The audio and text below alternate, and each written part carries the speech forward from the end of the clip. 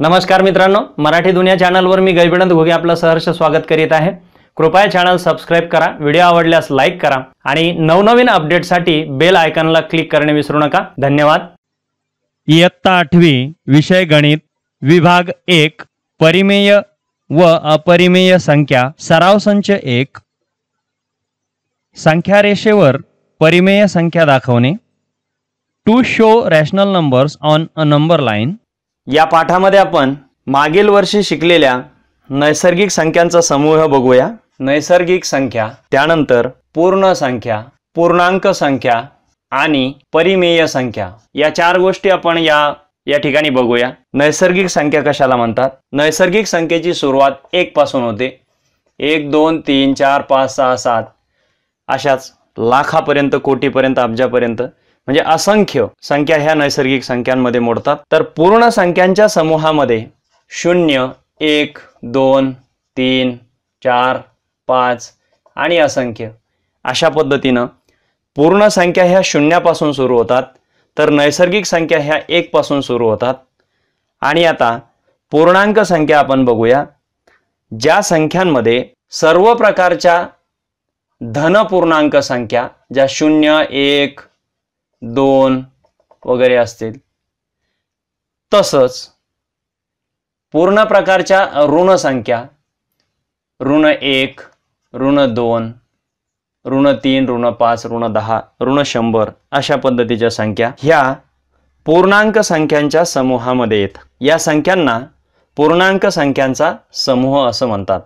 म्हणजे शून्यासह सर्व धन पूर्णांक आणि सर्व ऋण पूर्णांक हे पूर्णांक संख्यांच्या समूहामध्ये येतात। तर आता परिमेय संख्यांचा समूह बघूया। परिमेय संख्यांच्या समूहामध्ये या तीनही प्रकारच्या संख्या येतात, म्हणजेच सर्व प्रकारचे धन पूर्णांक, सर्व प्रकारचे ऋण पूर्णांक, त्यानंतर सर्व प्रकारचे अपूर्णांक जसे 12/3 17/5 किंवा ऋण 25/12 या प्रकारच्या सर्व संख्या परिमेय संख्यांच्या समूहामध्ये मोडतात। परिमेय संख्या आणि अपरिमेय संख्या संख्या रेषेवर कशा पद्धतीने दाखवल्या जातात हे आपण या ठिकाणी बघूया। कोणतीही परिमेय संख्या संख्या रेषेवर दाखवण्यासाठी सर्वप्रथम संख्या रेषा समजून घेणं महत्त्वाचं आहे। संख्या रेषा समजून घेण्यासाठी आपण सराव संच 1.1 बघूया। सराव संच 1.1 प्रश्न पहिला, संख्या रेषेवर पुढील परिमेय संख्या दाखवा। प्रत्येक उदाहरणासाठी वेगळी संख्या रेषा काढा। प्रश्न क्रमांक 1, सर्वप्रथम आपण उदाहरण लिहून घेऊया। 3/2 5/2 आणि ऋण 3/2। चला तर आपण सर्वप्रथम संख्या रेषा काढून घेऊया। संख्या रेषेवर मध्यबिंदू घेऊ, त्या ठिकाणी 0 हा आरंभ बिंदू असतो। या ठिकाणी लक्षात घ्या, प्रत्येकाचा छेद 2 आहे, म्हणजेच आपण शून्याच्या उजवीकडे जेवढे बिंदू घेऊया त्या प्रत्येक बिंदूला 2 विभागामध्ये विभागलेला आहे, त्याचे समान 2 भाग केलेले आहेत, हे तुमच्या लक्षात येईल। आता आपण या ठिकाणी 1 2 3 ऋण 1 ऋण 2 ऋण 3 विचारलेल्या परिमेय संख्या दाखवायच्या आहेत। 3/2 याला संक्षिप्त रूप द्या। पूर्णांक युक्त अपूर्णांकामध्ये 3/2 म्हणजेच 1 पूर्णांक बे 3 मधून 2 गेले, खाली उरला 1 आणि छेद जसा तसा, म्हणजे 1 पूर्ण आणि पुढील अर्धा, 1च्या नंतर पहिला बिंदू हा त्याचा अर्थ आहे। म्हणजे 1च्या नंतर पहिला बिंदू आणि ही संख्या धन आहे, म्हणून 1च्या नंतर पहिला बिंदू आहे, 1 आणि 2च्या मधला बिंदू, आणि म्हणून आपण या ठिकाणी या बिंदूला 3/2 असे नाव देऊया। त्यानंतर दुसरा बिंदू आहे 5/2। या 5/2 ला जर आपण पूर्णांक युक्त अपूर्णांकामध्ये रूपांतरित केलं तर बे 4 खाली उरला 1 आणि 1/2 म्हणजेच 2च्या पुढे पहिला बिंदू, तर 2च्या पुढे पहिला बिंदू या ठिकाणी आहे, म्हणून आपण या बिंदूला 5/2 हे नाव देऊया। 5/2। आता आपल्याला एक ऋण बिंदू दिलेला आहे, ऋण 3/2। आता तुमच्या लक्षात आलं असेल की या ठिकाणी सुद्धा आपण जर धन पूर्णांक संख्येमध्ये याला रूपांतरित केलं तर -1/2 हे उत्तर मिळेल। या -1 आणि -2च्या मध्ये असलेल्या बिंदूंवर ही संख्या मिळेल। या ठिकाणी आपण -3/2 हे दर्शवू शकतो। संख्या रेषेवर धनपूर्णांकित किंवा ऋणपूर्णांकित परिमेय संख्या दर्शविली जाते। यातील उदाहरण नंबर 2 बघूया। उदाहरण नंबर 2 7/5 -2/5 आणि -4/5। सर्वप्रथम आपण संख्या रेषा काढून घेऊया। मध्यबिंदू घेऊ, त्याला नाव देऊ 0। शून्यापासून 1 पर्यंतच्या बिंदूपर्यंत 5 भाग केलेले आहेत, म्हणून आपण या ठिकाणी सर्वप्रथम 5 भाग करून घेऊ आणि नंतर 1 हा बिंदू घेऊ। 1 2 3 4 5 आणि या ठिकाणी 1 असं नाव देऊ। आता हा पहिला बिंदू या ठिकाणी आपल्याला मिळालेला आहे। याचे सुद्धा आपण 5 भाग करूया। 1 2 3 4 आणि हा 5वा या ठिकाणी 2। इकडे सुद्धा आपण 5 भाग करूया, कारण शून्याच्या डावीकडे सर्व ऋण संख्या असतात। 1 2 3 4 आणि हा 5वा बिंदू पहिला बिंदू। 1 2 3 4 आणि 5 हा दुसरा बिंदू। या ठिकाणी आपण शून्यापासून 1 2 तर डावीकडे आपण शून्यापासून -1 आणि -2 असे बिंदू घेतलेले आहेत। आता आपल्याला 7/5 ही संख्या या संख्या रेषेवर दर्शवायची आहे। आता आपण याला 7/5 बरोबर 5 1 5 आणि खाली उरतात 2 छेद राहिला 5, म्हणजेच 1च्या नंतर 5 भागापैकी दुसरा बिंदू। 1च्या नंतर धन 1 आहे, म्हणून 1च्या नंतर 7वा बिंदू म्हणजे शून्यापासून 7वा बिंदू जो 1च्या नंतर आहे।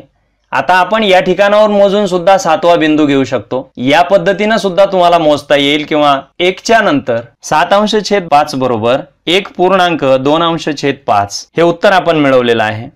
याचाच अर्थ असा 1च्या नंतर दुसरा बिंदू हा 7/5 ही परिमेय संख्या दर्शवतो। आता तुम्ही या पद्धतीने सुद्धा उदाहरण करू शकता, किंवा अतिशय सहज आणि सोप्या पद्धतीने शून्यापासून 7वा बिंदू मोजायचा आणि त्या ठिकाणी 7/5 ला दर्शवायचं। 1 2 3 4 5 6 आणि 7 हा 7वा बिंदू या ठिकाणी आहे, म्हणून 7/5 ही परिमेय संख्या या ठिकाणी तुम्हाला दर्शवता येईल। आता आपण दुसरी परिमेय संख्या दर्शवूया, ती आहे -2/5। आता -2/5 पूर्णांकयुक्त अपूर्णांक संख्या रूपांतरित न करता सुद्धा आपण हे दर्शवू शकतो। 5 भागापैकी दुसरा भाग या ठिकाणी घेतलेला आहे, म्हणजे 5 भागापैकी दुसरा भाग आहे। या ठिकाणी आपण -2/5 ही संख्या दर्शवू शकतो। त्यानंतर -4/5। आता इथे -2/5 दुसऱ्या बिंदूला दर्शवलेला आहे, तर तिसरा आणि चौथा बिंदू म्हणजे हा चौथा बिंदू 5व्या भागापैकीचा। या ठिकाणी आपण या बिंदूला -4/5 अशा पद्धतीने सुद्धा दर्शवू शकतो। प्रश्न तिसरा आहे -5/8 आणि 11/8। सर्वप्रथम आपण संख्या रेषा काढून घेऊया। संख्या रेषेवर आपण एका बिंदूचे 8 भाग केलेले आहेत, म्हणून या ठिकाणी शून्यापासून 1 2 3 4 5 6 7 8 या ठिकाणी 1 1 2 3 4 5 6 7 8 या ठिकाणी 2 हा बिंदू येईल। इकडे सुद्धा शून्याच्या डावीकडे 1 2 3 4 5 6 7 आणि 8 या ठिकाणी -1, तर 1 2 3 4 5 6 7 आणि 8 या ठिकाणी -2 हा बिंदू येईल। आता आपल्याला -5/8 ही परिमेय संख्या संख्या रेषेवर दर्शवायची आहे। 8 ने 5 ला भाग जात नाही, म्हणजे 0 आणि 5वा बिंदू ऋण ही संख्या शून्य रेषेच्या डावीकडे असतात, म्हणून आपण 5व्या बिंदूवर -5/8 ही परिमेय संख्या दर्शवू शकतो। 1 2 3 4 आणि 5 या बिंदूवर आपण -5/8 ही संख्या दर्शवलेली आहे। तसंच 11/8 8 1 8 आणि पुढे 3 म्हणजे 1च्या नंतर तिसरा बिंदू येणार आहे, परंतु तरीही आपण शून्यापासून 11वा बिंदू मोजूया। 1 2 3 4 5 6 7 8 9 10 11 शून्यापासून तिसरा बिंदू या ठिकाणी मिळालेला आहे आणि म्हणून आपण या ठिकाणी 11/8 ही संख्या संख्या रेषेवर दर्शवत आहोत। सराव संच 1.1 मधील प्रश्न क्रमांक 4 13/10 आणि ऋण 17/10 ऋण 17/10। सर्वप्रथम आपण संख्या रेषा काढून घेऊया। संख्या रेषेवर शून्यापासून 1 पर्यंत 10 भाग केलेले आहेत। 1 2 3 4 5 6 7 8 9 आणि हा 10वा भाग। 1 2 3 4 5 6 7 8 9 आणि हा 10वा भाग। या ठिकाणी धन 1 तर या ठिकाणी धन 2 हे बिंदू येतील। आता आपण डावीकडे 1 2 3 4 5 6 7 8 9 आणि 10 या ठिकाणी ऋण 1 तर 1 2 3 4 5 6 7 8 9 आणि 10 या ठिकाणी ऋण 2 हा बिंदू येईल। आता आपण 0 ते 1 किंवा 1 ते 2 किंवा 0 ते ऋण 1 किंवा ऋण 1 ते ऋण 2 याचे 10 समान भाग केलेले आहेत हे आपल्या लक्षात येईल। आता आपण 13/10 ही धन संख्या आहे म्हणून 13व्या बिंदूवर शून्यापासून 13व्या बिंदूवर 13/10 आहेत। 1 2 3 4 5 6 7 8 9 10 11 12 आणि 13 या ठिकाणी या बिंदूवर 13/10 ही परिमेय संख्या आहे आणि ऋण 17/10। तर आता आपण शून्यापासून डावीकडे 17 बिंदू मोजूया। इथे 10 बिंदू झाले। 11 12 13 14 15 16 17 17वा बिंदू या ठिकाणी येईल। आता आपण या ठिकाणी ऋण 17/10 ही परिमेय संख्या दर्शवू शकतो।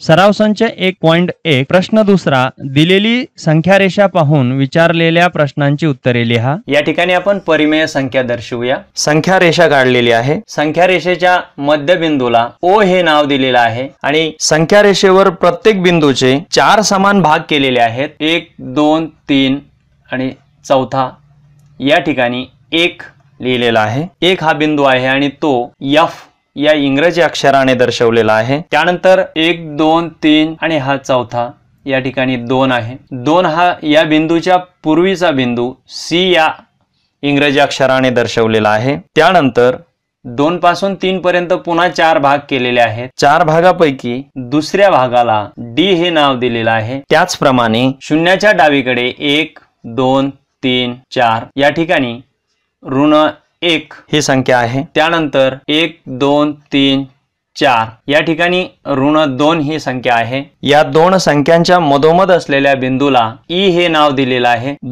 ऋण 2 पासून ऋण 3 पर्यंत 1 2 3 4 या ठिकाणी ऋण 3 आहे। मधोमध असलेल्या बिंदूला B हे नाव दिलेलं आहे। तर अंत्यबिंदूला म्हणजे ऋण 3 ला A हे नाव दिलेलं आहे। आता लक्षात घ्या आपल्याला विचारलेले प्रश्न आहेत। प्रश्न क्रमांक 1 B बिंदू हा कोणती परिमेय संख्या दर्शवतो? तर B बिंदू हा शून्यापासून जर मोजलं तर 1 2 3 4 5 6 7 8 9 10 ऋण 10/4 ही परिमेय संख्या दर्शवतो आणि ऋण 10/4 याला जर आपण संक्षिप्त रूप दिलं तर ऋण 5/2 हे त्याचं उत्तर मिळतं। आता प्रश्न दुसरा आहे 1.3/4 ही संख्या कोणत्या बिंदूने दाखवलेली आहे?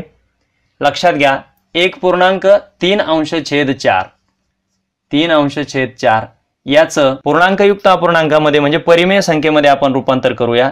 4 1 4 आणि 3 7 7/4 याचाच अर्थ शून्यापासून 7वा बिंदू आहे। शून्यापासून 7वा बिंदू मोजूया।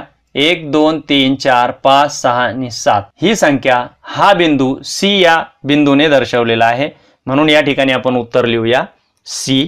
उत्तर लिहिताना आपण 1.3/4 हा बिंदू C ने दर्शवला आहे किंवा ही संख्या C ने दर्शवलेली आहे असं लिहू शकतो। प्रश्न तिसरा आहे D या बिंदूने 5/2 ही परिमेय संख्या दाखवलेली आहे। हे विधान सत्य की असत्य ते लिहा। D हा बिंदू आपण सर्वप्रथम बघूया आणि D या बिंदूने 5/2 ही संख्या दाखवलेली आहे का हे बघूया। D हा बिंदू शून्याच्या उजव्या बाजूला 10व्या क्रमांकावर आहे। 10व्या क्रमांकाचा बिंदू आहे। दोन बिंदूंच्या मध्ये समान 4 भाग केलेले आहेत, म्हणून 10 अंश छेद 4 बरोबर बे एक बे, बे दुने 4, बे पंचे 10, म्हणजेच 5 अंश छेद डी या बिंदूने 5 अंश छेद 2 ही परिमेय संख्या दाखवलेली आहे आणि म्हणून हे विधान सत्य आहे.